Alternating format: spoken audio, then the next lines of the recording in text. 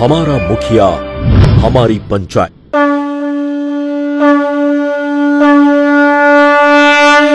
अब शुरू होने जा रहा है बिहार का सबसे बड़ा खुलासा। हमारा मुखिया हमारी पंचायत में लोग चाहते हैं हमारा पंचायत सबसे अच्छा हो। लोग जानना चाहते हैं हमारे मुखिया और हमारे बोर्ड सदस्य की नीतियां क्या हैं, नियति क्या है और नियत क्या है।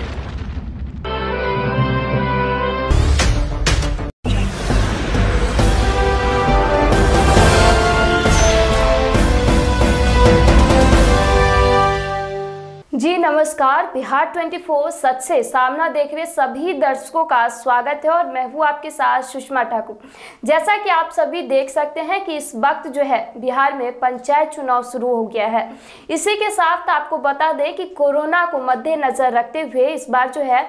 बिहार पंचायत चुनाव 11 चरणों में किया जाना है। बहुत से चरणों के चुनाव जो है हो चुके हैं, नतीजे भी आपके सामने आ गए हैं और अभी जो है 8वें चरण की चुनाव होने बाकी है। आपको बता दें कि झंझारपुर प्रखंड और लखनऊ प्रखंड के जो चुनाव है वो 8वें चरण में होंगे और जितने भी उम्मीदवार हैं सभी उम्मीदवार अपने अपने स्तर से तैयारियों में जुट गए हैं। पंचायत में घूम घूम कर लोगों से वोट मांग रहे हैं, लोगों से अपील कर रहे हैं कि इस बार जो है किस तरीके का नेता चुने। और हम भी आपसे यही अपील करेंगे कि इस बार जो है अपना मत का प्रयोग जरूर करें और सोच समझ कर मतदान करें, ताकि ऐसा नेता चुने या ऐसा मुखिया या ऐसा उम्मीदवार चुने जो समाज का कल्याण करे, समाज का विकास करे, ना कि सिर्फ अपना विकास करे। इसी बीच आप ये भी देख सकते हैं कि हम लोग जो है अलग अलग पंचायत में जाकर वहाँ का विकास का काम देख रहे हैं। वहाँ के जो मुखिया प्रत्याशी हैं या मुखिया निवर्तमान में जो मुखिया है उनके कामों से वहाँ के जो स्थानीय लोग हैं वो कितने खुश है,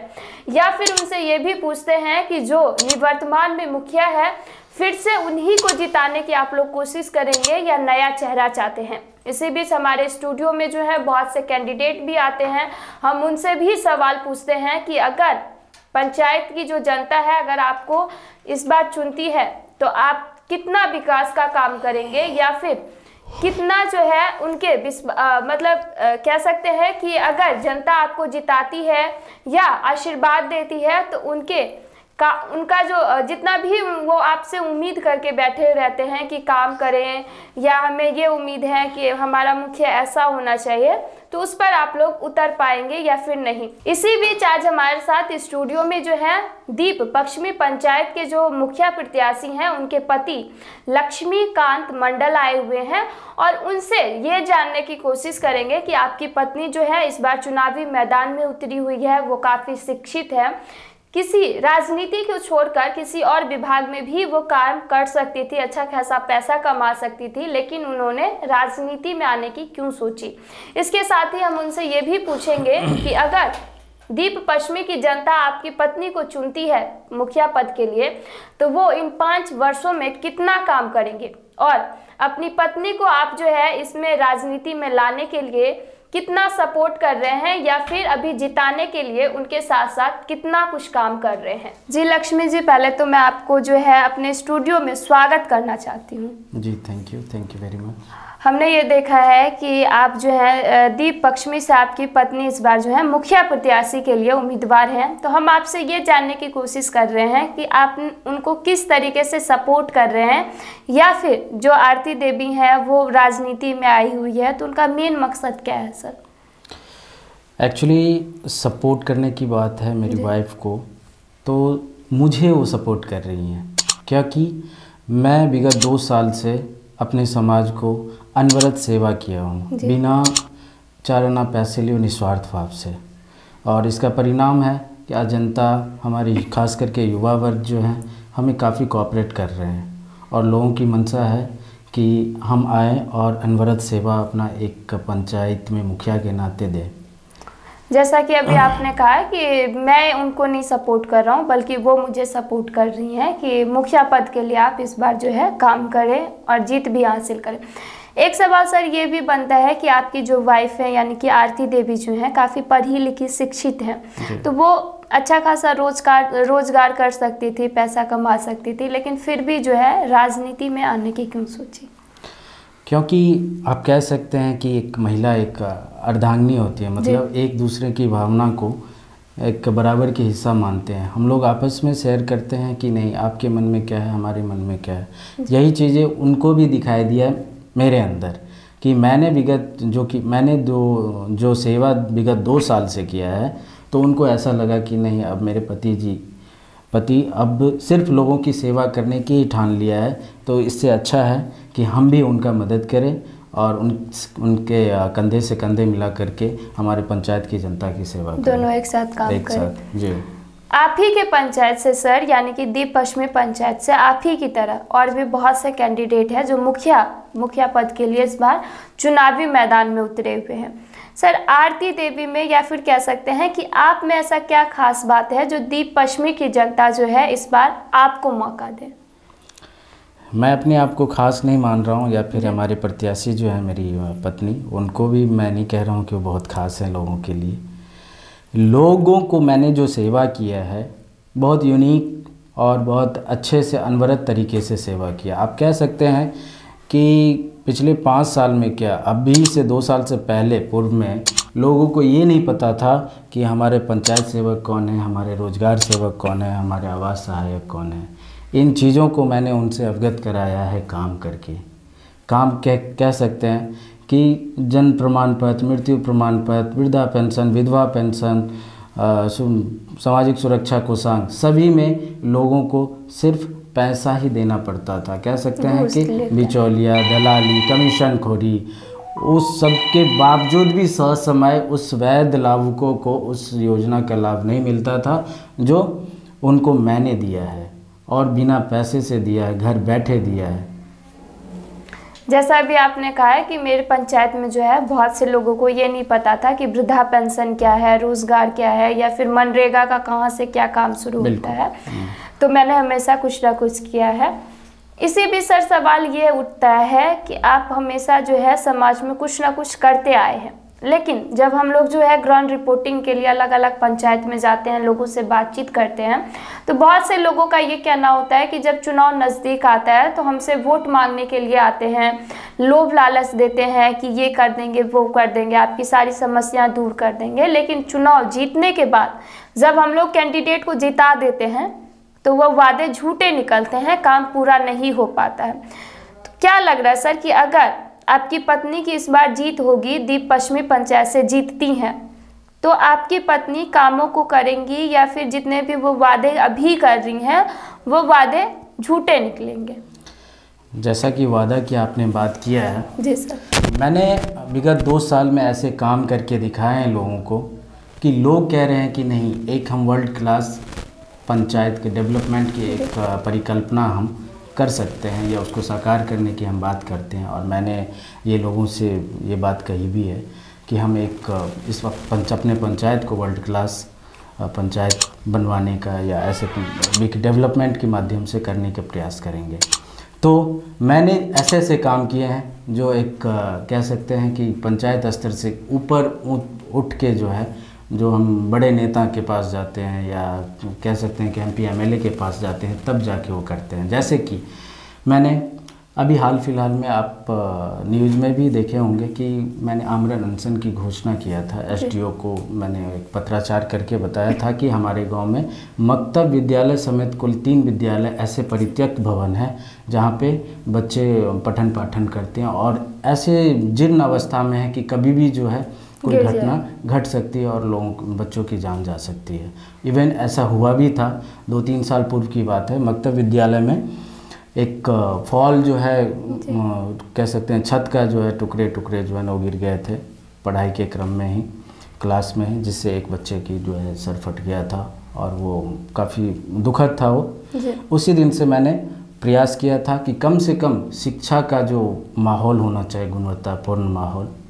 उसमें जो है ना पठन पाठन होगा तभी जाके जो एक अच्छा विकास की जो है ना हम गाथा लिख सकते हैं।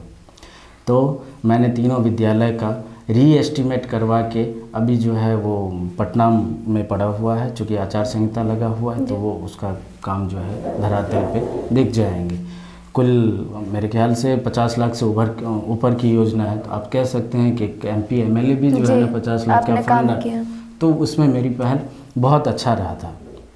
और जबकि ये पहल हमारे निवर्तमान प्रत्याशी कह सकते हैं या मुखिया आप कह सकते हैं, वो भी कर सकते थे, लेकिन उन्होंने कोई दिलचस्पी नहीं दिखाई।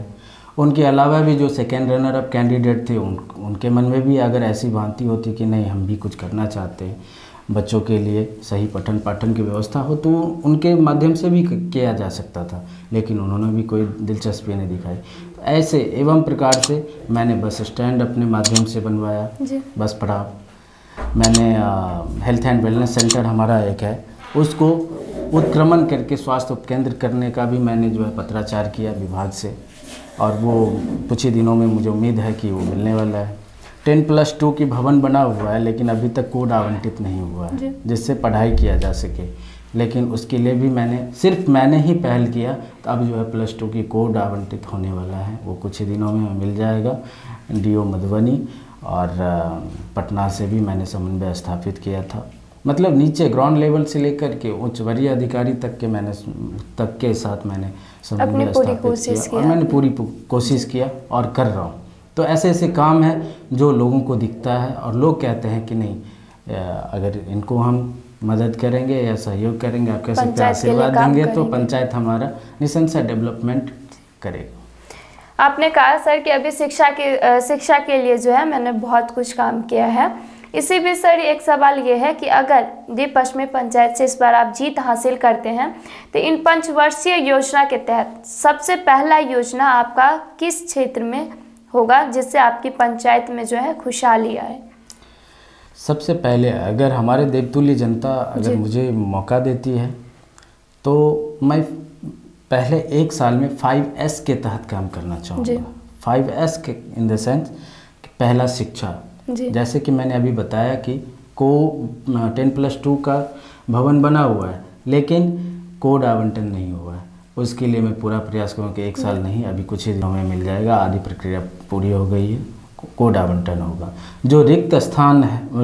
रिक्तियाँ बाकी है टीचरों की, उसके लिए भी मैं पहल करूँगा, ताकि रिक्तियाँ भी पूरी हो जाए, कोड आवंटन के साथ सुचारू रूप से पढ़ाई भी शुरू की जा सके, ताकि हमारे गांव के बच्चों को बाहर दूर दराज नहीं जाना पड़े। दूसरी बात, जो कैंपस बना हुआ है हमारे गांव में 10+2 के साथ साथ एक माध्यमिक विद्यालय भी है वहाँ पे, तो काफ़ी लंबा चौड़ा स्पेसियस है वो जगह, जहाँ पे एक कह सकते हैं कि 4 दीवारी की बहुत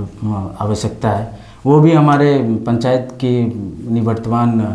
प्रत्याशियों की तरफ से या मुखिया की तरफ से जो है ना पहल नहीं किया गया। अगर वो हो गया होता तो हम जो है ना एक सेंटर का भी व्यवस्था करवाते, ताकि वहाँ पे एक स्वराज का भी एक उम्मीद की जा सकती है कि अगर 10th का जो है सेंटर वहाँ पे हो जाएगा, तो लोग बाहर गांव से आएंगे, वहाँ पे रहेंगे, स्टे करेंगे, और आसपास के लोगों को, दुकानदारों को जो है ना व्यवसाय में बढ़ोतरी होगी। तो वो सब मेरा पहला रहेगा। दूसरा है, ये सेकेंड S की बात कर रहा हूँ कि शिक्षा होगी। अब मैं स्वास्थ्य की बात करता हूँ। स्वास्थ्य की बात यह है कि हमारे यहाँ पे एक हेल्थ एंड वेलनेस सेंटर है ऑलरेडी पहले से, उसको मैंने उत्क्रमण करने की बात कही थी आपसे कि उसको उत्क्रमण करके स्वास्थ्य केंद्र में जो है ना करवाने के प्रयास कर रहा हूँ, जिसके लिए ऑलरेडी मैंने विभाग से माननीय पूर्व मंत्री और अभी जो विधायक है हमारे नीतीश मिश्रा जी, उनके साथ कई बार मेरी पत्राचार भी हुई भी है, और उन्होंने भी पत्राचार के माध्यम से सरकार के सचिव को अवगत कराए हैं। तो मुझे उम्मीद है कि वो चीज़ जो है काफ़ी जल्दी हो जाएगी, और वहाँ पे 24/7 डॉक्टर्स बैठने का भी प्रबंध करवाया जाएगा, क्योंकि अभी रिक्तियाँ अभी बाकी है और डॉक्टरों की आवश्यकता है ही, कमी है, तो वो अभी नहीं हुआ है। लेकिन मेरी पहल रहेगा कि वो जो है फटाफट से होकर हमारे यहाँ के पंचायत के लोगों का एक समुचित स्वास्थ्य का जो है लाभ मिले। आपने कहा कि सबसे पहला काम जो है 5 वर्षीय योजना के तहत शिक्षा और स्वास्थ्य पर होगा। इसी बीच सर हमने ये देखा है कि जब आप अपना नामांकन के लिए गए थे, तो बहुत से जो आपके जो सपोर्टर्स हैं, समर्थक हैं, वो लोग गए थे, और लोगों के मन में कहीं ना कहीं ये है कि इस बार जो है हमारे पंचायत में एक शिक्षित मुखिया बने और आरती मंडल की इस बार जो है जीत हो। तो अपने जो जितने भी आपके समर्थक हैं उनसे क्या कहना चाहेंगे सर? मैं उन सभी समर्थकों से और जो इंटेलेक्चुअल प्रबुद्ध लोग हैं, हाथ जोड़ के मैं प्रार्थना करता हूँ, हमें मिल जाएगा। आधी प्रक्रिया पूरी हो गई है, कोड आवंटन होगा। जो रिक्त स्थान है, रिक्तियाँ बाकी है टीचरों की, उसके लिए भी मैं पहल करूँगा ताकि रिक्तियाँ भी पूरी हो जाए, कोड आवंटन के साथ सुचारू रूप से पढ़ाई भी शुरू की जा सके ताकि हमारे गांव के बच्चों को बाहर दूर दराज नहीं जाना पड़े। दूसरी बात, जो कैंपस बना हुआ है हमारे गांव में 10+2 के साथ साथ एक माध्यमिक विद्यालय भी है वहाँ पे, तो काफ़ी लंबा चौड़ा स्पेसियस है वो जगह, जहाँ पे एक कह सकते हैं कि 4 दीवारी की बहुत आवश्यकता है। वो भी हमारे पंचायत की निवर्तमान प्रत्याशियों की तरफ से या मुखिया के तरफ से जो है ना पहल नहीं किया गया। अगर वो हो गया होता तो हम जो है ना एक सेंटर का भी व्यवस्था करवाते ताकि वहाँ पे एक स्वराज का भी एक उम्मीद की जा सकती है कि अगर 10th का जो है सेंटर वहाँ पे हो जाएगा तो लोग बाहर गांव से आएंगे, वहाँ पे रहेंगे, स्टे करेंगे और आसपास के लोगों को, दुकानदारों को जो है ना व्यवसाय में बढ़ोतरी होगी। तो वो सब मेरा पहला रहेगा। दूसरा है, ये सेकेंड एस की बात कर रहा हूँ कि शिक्षा होगी। अब मैं स्वास्थ्य की बात करता हूँ। स्वास्थ्य की बात यह है कि हमारे यहाँ पे एक हेल्थ एंड वेलनेस सेंटर है ऑलरेडी पहले से, उसको मैंने उत्क्रमण करने की बात कही थी आपसे कि उसको उत्क्रमण करके स्वास्थ्य केंद्र में जो है ना करवाने के प्रयास कर रहा हूँ, जिसके लिए ऑलरेडी मैंने विभाग से माननीय पूर्व मंत्री और अभी जो विधायक है हमारे नीतीश मिश्रा जी, उनके साथ कई बार मेरी पत्राचार हुई भी है और उन्होंने भी पत्राचार के माध्यम से सरकार के सचिव को अवगत कराए हैं। तो मुझे उम्मीद है कि वो चीज़ जो है काफ़ी जल्दी हो जाएगी और वहाँ पे 24/7 डॉक्टर्स बैठने का भी प्रबंध करवाया जाएगा, क्योंकि अभी रिक्तियाँ अभी बाकी है और डॉक्टरों की अभी आवश्यकता है ही, कमी है, तो वो अभी नहीं हुआ है। लेकिन मेरी पहल रहेगा कि वो जो है फटाफट से होके हमारे यहाँ के पंचायत के लोगों का एक समुचित स्वास्थ्य का जो है लाभ मिले। आपने कहा कि सबसे पहला काम जो है पंचवर्षीय योजना के तहत शिक्षा और स्वास्थ्य पर होगा। इसी बीच सर हमने ये देखा कि जब आप अपना नामांकन के लिए गए थे तो बहुत से जो आपके जो सपोर्टर्स हैं, समर्थक हैं, वो लोग गए थे और लोगों के मन में कहीं ना कहीं ये है कि इस बार जो है हमारे पंचायत में एक शिक्षित मुखिया बने और आरती मंडल की इस बार जो है जीत हो। तो अपने जो जितने भी आपके समर्थक हैं उनसे क्या कहना चाहेंगे सर? मैं उन सभी समर्थकों से और जो इंटेलेक्चुअल प्रबुद्ध लोग हैं हाथ जोड़ के मैं प्रार्थना करता हूँ। और कोई क्वेश्चन था आपका? हाँ, 5S में तो अभी 2S हुआ, 3S तो बाकी है। तो फिर रुकिए 1 मिनट।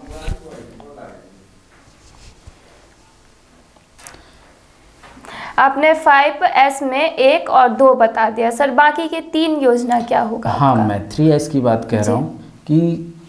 3S में मेरा एकदम कंसंट्रेट रहेगा अच्छे से कि वो स्वरोजगार जी। अभी माननीय प्रधानमंत्री के द्वारा, माननीय मुख्यमंत्री के द्वारा चंद विभिन्न प्रकार के जो है ना लोन, मुद्रा लोन है जो लोगों को अभी दी जा रही है, उसमें लोगों को मैं मदद करवाऊंगा और विभिन्न प्रकार के जो बिजनेस है लाइक फार्मिंग, मुर्गी पालन, बकरी पालन, कृषि आधारित बिजनेस, उन सबको मैं एक प्रायोरिटी के साथ काम करवाने का प्रयास करूंगा ताकि लोगों को शहर से अच्छा खासा पैसा अपने गांव में ही मिले, ताकि लोगों को अपने परिवार से दूर नहीं जाना पड़े। एक दूरियां जो है आपस की जो बनती है परिवार और जो बच्चों की, जो उनके बेटे पोते या पति जाते हैं दूर, वो भी कम करने का मैं प्रयास करूंगा। दूसरी रही 4S। हम कहीं ना कहीं जातिगत भेदभाव, वैमनस्यता के ओर बढ़ रहे हैं, तो शांति प्रिय जो माहौल है उसको मैं बरकरार रखने का प्रयास करूंगा बिना भेदभाव के। हम आजकल विगत 2 साल से मैं देख रहा हूं कि लोगों में कहीं ना कहीं जातिगत भेदभाव, विद्वेष, इन सब की भावना है, लेकिन मैं लोगों से अपील करता हूं, मैं अपने देवतुल्य जनता से हाथ जोड़ के प्रणाम करके मैं उनसे आग्रह करता हूं कि हमारे और आप में, हिंदू हो या मुस्लिम हो या कोई और जाति हो, ब्राह्मण हो, मंडल हो, विभिन्न प्रकार के कास्ट हैं हमारे यहाँ पे, उनमें भी वही खून है जो हमें है। कई बार सर ऐसा भी होता है कि जात पात को देखकर भी जो है लोग आकर्षित होते हैं और वोट देते हैं। बिल्कुल। मैं उनसे ये भी कह रहा हूँ कि जितनी हड्डियाँ आपके शरीर में, उतनी हड्डियाँ मेरे शरीर में। जो एटनॉमी आप में है बॉडी में, वो एटनॉमी हमारे बॉडी में ही है। तो इसलिए उस चीज़ को